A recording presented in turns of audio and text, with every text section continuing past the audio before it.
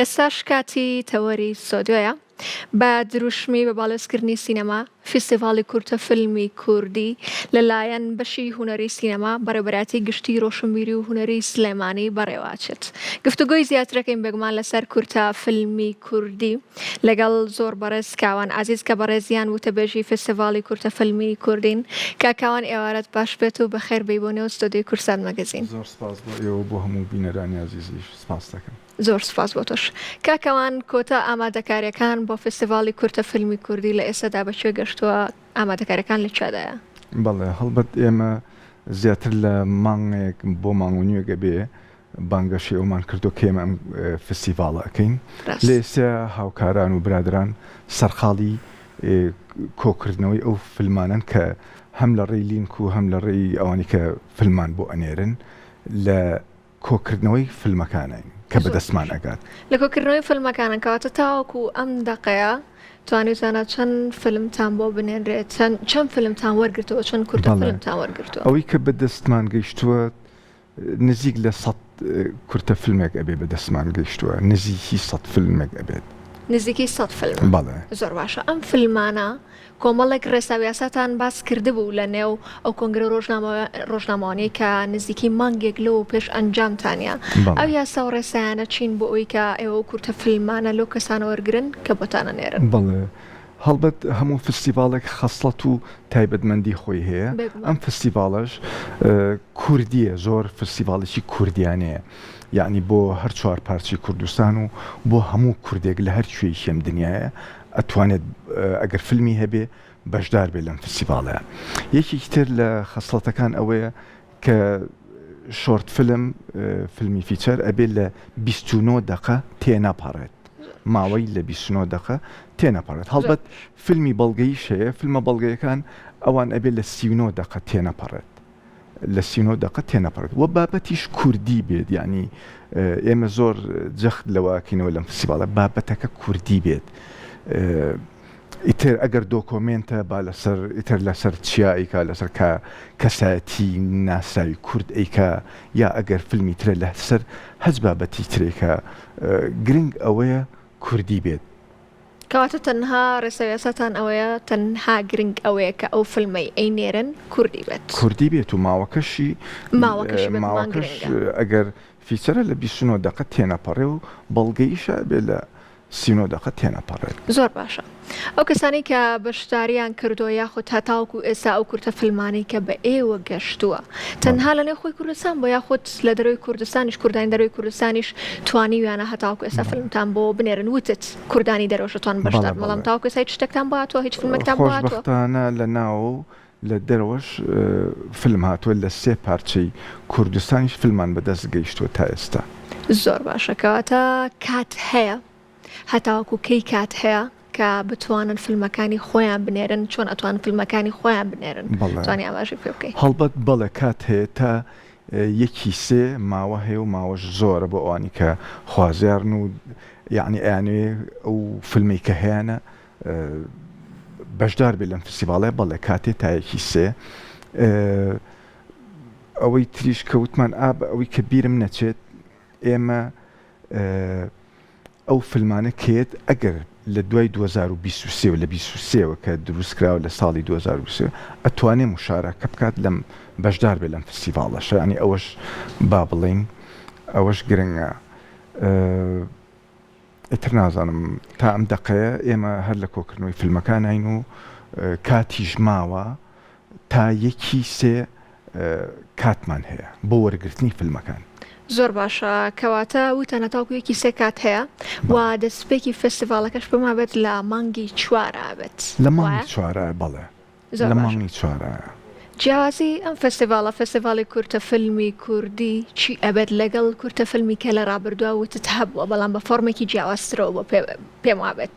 بەڵێ هەڵبەت ئێمە وەکو بەشی سینەما ساڵانی پێشتر فستیڤاڵ هەبووە، فستیڤاڵمان کردووە،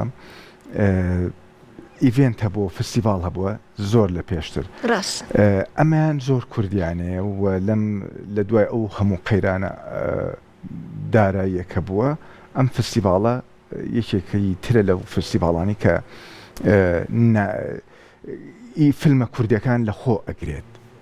زۆر باش. کەواتە ئەمە جیاوازەکەی لەگەڵ فستیڤالەکانی دیکەدا. با بڵێن فستیڤالی کوردی ڕابردوو. کەواتە ئەم جارایان با بڵێن فستیڤالی کورتە فلم چ جیاوازیەکی ئەبێت لەگەڵ فستیڤالەکانی دیکە بە شێوەیەکی گشتی؟ چ شتێکی جیاوازتری ئەبێت لە ئەوانی دیکە؟ هەڵبەت وەکو جیاوازی کە ئەبینرێت ئەوە هیچ من باز لەواکەم ئەمەیان فستیڤالێکی نێودەوڵەتی نییە، فستیڤالێکی کوردیە و لەم فستیڤالە ئێمە ئەوەیە جەخت لەوە ناکەین و کە ئەبێ بەرهەمەکان هەرهی ئەم ساڵ بێت و لە پێشتر لە فستیڤالی تە مشارەکەی نەکرد بێ. لەم فستیڤالە ئەتوانرێ ئەگەر بەرهەمەکە هی ساڵی 2023 بێ، ئەگەر لە فستیڤالی تریشا بەشدار بوو بێ ئەتوانێت هەر شانسەوەی هەیە بێتە ئەم فستیڤالەوە. و شتێکی تریش یعنی کەسانی تازە بە ئەزمون، ئەوانی کە تازە ئەزمونیان دەست پێکا وەکو دروستکردنی فلم ئەتوانن لەم فستیڤالە بەشدار بن. کەواتە چەند کەسێکیشی تایە با بڵێن چەند فلم سازی تایە کە بەشداری فیلمەکانیان کردووە کە لە کاتێکا یەکەمین جاریانە کارەکانی خۆیان بنێرن ئەو حاڵەتانەش هەبووە؟ بەڵێ ئەو حاڵەتانەشێ و جوهد و مانوبوونی ئەو کەسانەشەیە کە حەزیان بووە بۆ دروستکردنی فیلم و خۆشبەختانە لەم فستیڤالە فیلمەکانیان بەشدارە بێت. هەتاوەکو ئێستا ئەوەی کە لە نێو پەیجەکەتانە بینیم کۆمەڵێک قسەی زۆر باش بوو، کۆمەڵە گوتەی زۆر باش بوو، کۆمەڵە گوتەی ئەرێنی بوو لەلایەن فلم سازان و ئەکتەران و دەرهێنەرانەوە تاوەکو ئێستا بینین بۆ ئەم فستیڤالە زۆر بەباشی هاتووە. ئەو کەسانی کە با بڵێن قسەیان کردووە لەسەر ئەم فستیڤالە ویستویانە چ شتێکی تر زیاد بکەن، چ تایبەتمەندێکی دیکە زیاد بکەن بۆ نێو فستیڤالەکەی ئێوە کە لە مانگی 4 ساڵی داهاتەوە بەڕێوەچێت. هەڵبەت خۆشبەختانە بگڕوجۆشێکەوە کۆمەڵێکی زۆر لەو برادر و هونەرمەندە ئازیزانە بەڵێ بەوتە و ئەزمۆنە جوانەکانیان بەشدار بوون لە پەیج و بڵاوکردنەوەیان. زیاتر جەخت لەوە ئەکەن کە بەردەوام بێت، کە ئەم فستیڤالە بەردەوام بێت، چونکە هەڵبەت ئێمە وەکو بەشی سینەماڵێن و لێرە ماوەیەک دابڕین بە بۆنی بە مناسبەی نازم هەچ قەیرانێک لە قەیرانەکان کە بووە لە زمانی دارایی و بێموچەی و ئەمانە زۆربەی هاوڕێیان و بەشداربووان کە مشارەکەیان کردووە زۆر جەخت لەواکەنەوە کە ئەم فستیڤالە پێویستە بەردەوام بێت. زۆر باشە. کاتە کاکاوان چ شتێکی دیکە ماوە لەنێو فستیڤالەکە کە بتێت ئاماژەی پێ بکەیت؟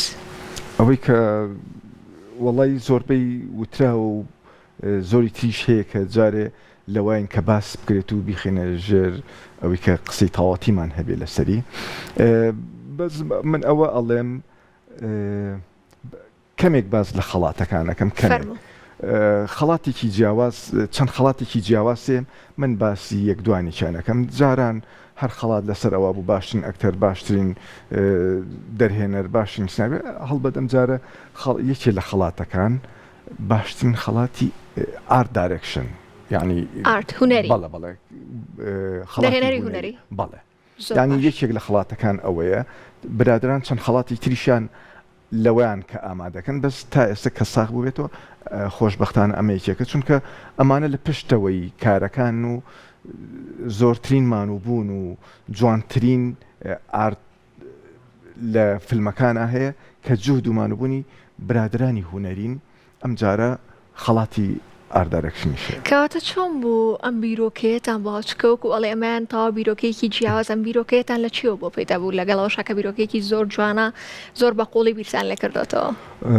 وەڵی زۆرێک لە برادران وایان پێ باش بوو کە ئەزمموی چەندها ساڵیان هەیە و کە ئەزانرێ فلم دروست ئەکرێ هەر تەنها ئەکتەر نییە و هەر تەنها سیناریۆ نیە و دیۆپی نیە و دەرهێنەر نییە، تیمێکی تر هەیە کە بەردەوام مانوو ئەبێت و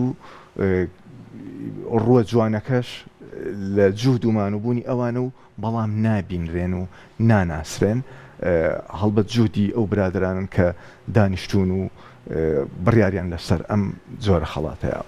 ئەمە یەکێک بوو لە خەڵاتەکان کەواتە بە شێوەیەکی گشتی ناڵم خەڵاتەکانی ترمان پێ بڵێ چکەوت تەنها ئەوەیان ئەڵێم کە تازە بێت ئەمە یەکێکە بەڵام بەگشتی چەند خەڵاتمانە بێت لە فستیڤاڵی کورتە فیلمی کوردی تا ئێستا یانزەمان لە مێشکایە تا ئێستا یانزە یعنی ئەوەی کە قسەی لەسەرکراوە تا ئێستا یانزە خەڵاتە کەواتە لە فکرە نوێیەکان لە خەڵاتە نوێیەکان ئەمە یەکێک بوو چەند فکری دیکەتان هەیە چەند خەڵاتی نوێتان هەیە کە زیادتان کردە بۆ نێو خەڵاتەکان ئەوەنی ئاگەر موزیک یعنی خەڵاتی موزیکیش ئەوەش هەیە هاوڕێیانم هەر سەرقاڵی ئەوەن کە خەڵاتەکان چۆنی تر ناوی لێ بنێن و بیبەخشن بەکێ و لەژێر چ ناوێکەوە ئەوە شەر جارێ سەرقاڵی ئەوەن بەس موزیکیش بێگومان کاریگەری تەواوی هەیە لە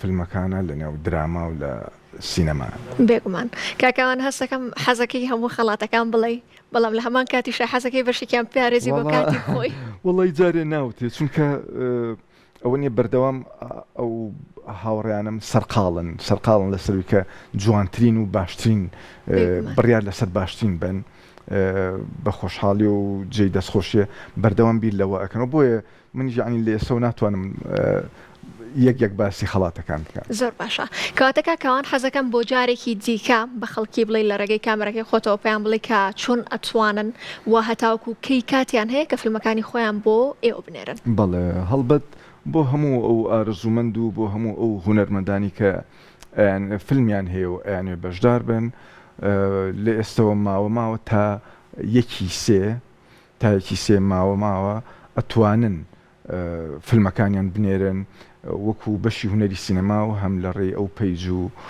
لینکانەوە کە لە پەیجەکەمانە هەیە بەشی هونەری سینەما ئەتوانن ماوە و حەد جوهد و مانوبوونیان هەیە بابی خەنەکەر چونکە فستیڤاڵەکە لە ئاستێکی زۆر باشە دەستان خۆش بە کاکەوان نمونەتان زۆر بێت بە هیوای بەردەوامی بە هیوای فستیڤاڵی زۆر باشتر و جوانتر زۆر سپاس دەکەین کام ئێوارەیە لەگەڵمانەوەیت زۆر سپاس بۆ ئێوە زۆر سپاس بۆ دەستگای کورساتیش کە هەمیشە پاڵپشتێکی تەواوی بەشی سینەما و سینەما بۆ لە ناوچەکە بێگومان وەک هەمیشە کورسات ماڵی هەمووانە بێگومان دەستان خۆش بێت دەستی تۆش خۆش بێت بەڕێز